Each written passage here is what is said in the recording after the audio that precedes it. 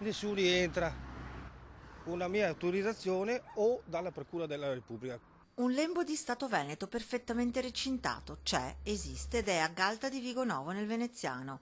È la proprietà di Maurizio Mescalchin, titolare di una ditta individuale, un'impresa edile che dal 2008 ha deciso di voltare le spalle al governo italiano e non pagare più le tasse. Sono un veneto e non italiano, con l'annessione del 22 ottobre, mi sembra 22-21 del 1966, automaticamente non riconosco lo Stato italiano. Una decisione presa coscientemente e resa nota con tanto di raccomandata all'Agenzia delle Entrate dopo una scoperta da parte dello stesso Mescalchin. Mi sono accorto che lo Stato italiano è una società Corporation Repubblica Italiana, registrata alla SEC Sicuri Enterprise Commission dal 1934. Venetista convinto, non guarda in faccia nessuno Maurizio Mescalchin, che si dice diplomatico e non violento. Di raccomandate ne ha spedite a centinaia a tutti gli enti pubblici italiani, dai quali però non ha mai ricevuto risposta. L'anno scorso l'ha vista dalla Guardia di Finanza. Mi hanno riscontrato per omessa dichiarazione di reddito del 2008, ma sicuramente perché sono io che ho avvisato loro.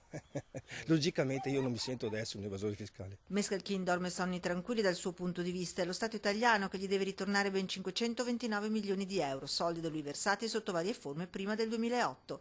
Crisi, venetismo si mescolano assieme, la sacra fiamma dell'indipendenza veneta si rianima e i suoi 24 indipendentisti arrestati le idee sono chiare. Sono gente tranquilla, noi siamo gente tranquilla.